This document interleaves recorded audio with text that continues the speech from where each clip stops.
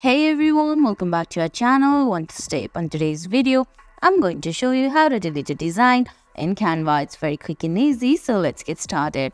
First, open the Canva app on your phone. If you don't have the app yet, you can get it from Apple App Store or the Google Play Store.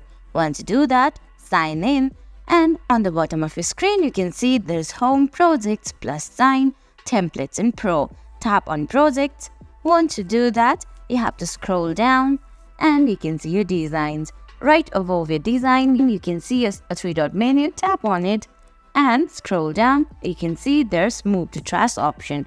And guys, select the Move to Trash option, and that's it. That's how you delete your designs on Canva.